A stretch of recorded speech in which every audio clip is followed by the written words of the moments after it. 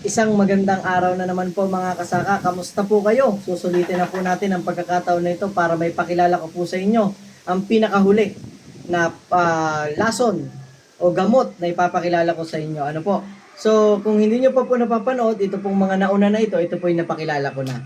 Meron po tayong Akasa insecticide, meron po tayong El Barrera protective fungicide, meron po tayong Braso, ito po yung plant growth regulator, at meron po tayong Kwarta, lagi tayong meron dapat nito. Ito po isang systemic insecticide. Kung gusto nyo pong mapanood at malaman kung ito po ay ito po ay nagawan ko na po ng video. Pwede nyo pong i-search yung Akasa, pwede nyo pong i-search yung El Barrera, pwede nyo po i-search itong Braso at saka itong Kwarta, or ilalagay ko po sa comment section at sa description yung link para po inyong mapanood. Ang ipapakilala ko po sa inyo ngayon ay isang fungicide. Kung kayo po ay nagtatanim ng patatas. Ano po? Kung kayo po ay nagtatanim ng mangga, kung kayo po ay nagtatanim ng cabbage. Ano po ba yung mga sakit na nai-encounter natin kapag tayo po ay nagtatanim ng mangga or kapag tayo ay nag-aani ng mangga? So unang-una po, ang sakit na dumadapo sa bunga ng mangga ay yung pong scab. Ano po, kung makikita nyo po, yun ay kulay brown, tapos pag atin pong nirab, yun po ay magaspang. So, kapag po ganun yung ating harvest na mangga, low quality. Unang-una, wala nang bibili, reject. Pangalawa po, yung stem and rot.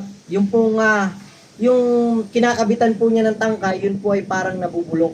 Na kulay brown.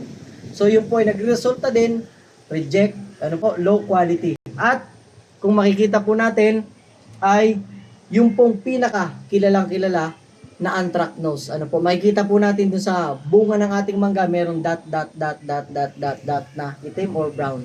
Yun po yung anthracnose. So kung kayo po ay nagtatanim ng mangga at gusto ng isang magandang quality na bunga na aanihin para sa magandang presyo, ito po yung ating gamitin. Ito po ay isang fungicide na ang pangalan po ay Custodia. Ito po ay produkto po ng Agway.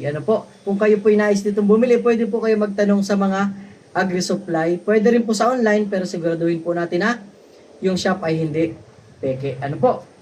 At kapag tayo po ay nagtatanim ng cabbage, leaf spot po ang kalimitan na makikita nating sakit niyan. Mga spot-spot sa dahon.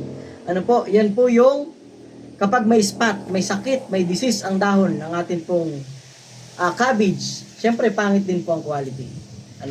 Mare-reject. Kaya pigilan po natin yan gamit po ang Custodia.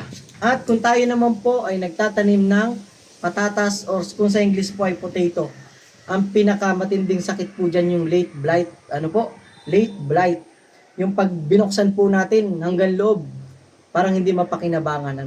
Parang merong mga brown o sira. Basta sira po. Hindi po yung normal na patatas na mabibili natin. Siyempre, reject, sayang. Napakamahal ng ating gasto sa pagtatanim. Mula sa insecticide, sa abono, sa lahat, sa labor. Kaya, ito pong fungicide na Custodia, ay pwede nyo pong gamitin sa pagpuksa or para makontrol yan pong mga sakit sa mangga, sa cabbage, at sa patatas na ating itinatanim.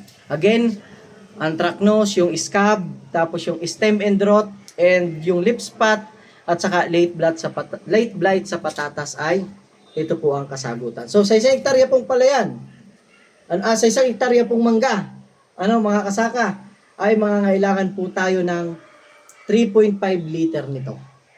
Kung tayo po ay nagtatanim ng mangga. Kung tayo naman po ay nagtatanim ng cabbage, ay 600 to 800 ml lang po ang kailangan. So sa madaling salita, ito pong 1 litro ay sobra na po ito sa isang hektaryang cabbage. At kung tayo naman po ay nagtatanim ng patatas, parang cabbage lang din. 600 to 800 ml ang kailangan po natin nito. Ang dosage po sa mangga, 80 ml kada 100 litro ng tubig. So ibig sabihin, kung kayo po ang ginagamit yung drum na blue, yung po 200, ang kailangan nyo po ay 160 ml nito. At kung tayo naman po sa cabbage at sa patatas, mangangailangan po tayo ng 20 to 25 ml.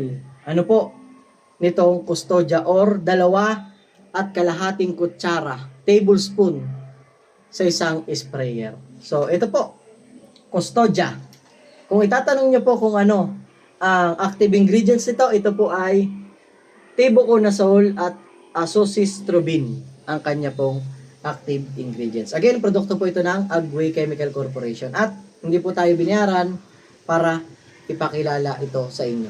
So sana po ay makatulong sa inyo ang mga produktong ito para po sa isang masaganang ani.